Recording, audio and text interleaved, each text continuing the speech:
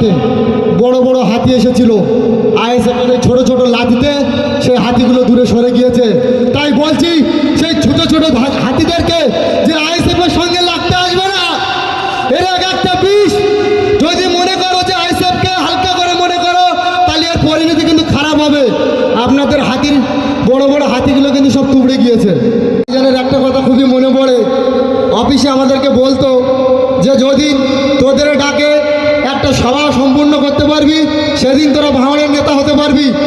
আজকে ভাইজানের সেই কথাটা আমার মনে পড়ছে যে ভাইজান মিলে আজকে ভাঙড়ের মেলা মাঠ আমরা ভরাতে পেরেছি এবং সাধারণ মানুষকে বলবো, তার জন্য আমি খুবই আমার অন্তরস্থল থেকে আনন্দিত, আমি এছাড়া ব্যতীত। এই কারণে আজকে আমাদের এই সবাই আমাদের স্টেজে অনেক ফাঁকা ফাঁকা লাগছে। আমাদের শাহিন ভাই এবং উসমান ভাই এবং বাকি যারা আমাদের লড়াকু নেতা আছে তারা আজকে জেল খাটছে। তাদেরকে আমরা এই ময়দান থেকে বলতে চাই যে তোমরা জেলে থাকলেও তোমাদের যে উদ্দেশ্য ছিল সেই উদ্দেশ্য আমরা আজকে পূরণ করতে পেরেছি। আগামী দিন তাদেরকে নিয়ে এই ভাঙড় মেলা মাঠে আমরা আবার বড় একটা সভা সম্পূর্ণ করব।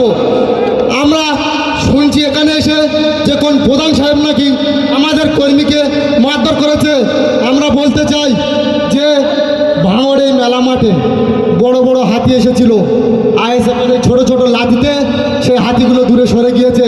তাই বলছি সেই ছোট ছোট হাতিদেরকে যে আইএসএফের সঙ্গে লাগতে আসবে না, এর এক একটা বিষ।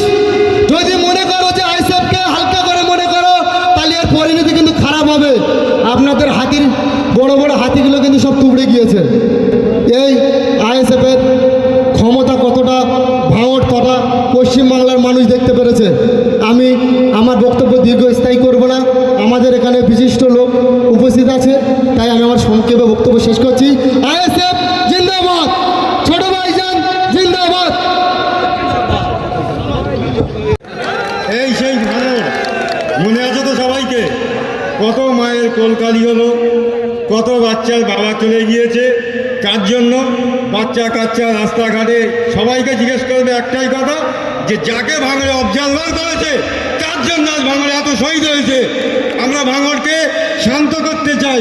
এই ভাঙড়কে শান্ত করতে গেলে আইএসএফকে শক্ত করতে হবে, আর সেটাই ভাঙড়ের ছেলেরা পারবে। সেটা আজকে প্রমাণটা ভাঙড় বুঝিয়ে দিয়েছে যে ভাঙড়ের ছেলেরা কী করতে পারে, হার স্বীকার করে না। আজকে দেখিয়ে দিয়েছে যে ভাঙড়ের ছেলে আমরা ঠিক জায়গায় আছি, আর আগামী দিনেও দেখিয়ে দেবো। তাই তো সবাই থাকবেন তো আইএসএফের সাথে? ব্যাস এইটাই, আমরাও আছি তোমাদের সাথে, তোমাদের নিয়েই আমরা, এইটাই সবসময় মনে করবে। ধন্যবাদ। ধন্যবাদ আসাদুল ওরফে মন্টুকে। একটা কথা পরিষ্কার, ভাঙড়বাসীকে নিয়েই আইএসএফ বা নওশাদ সিদ্দিকী বা অন্যান্য আইএসএফের নেতা, তাই তো নাকি? তাই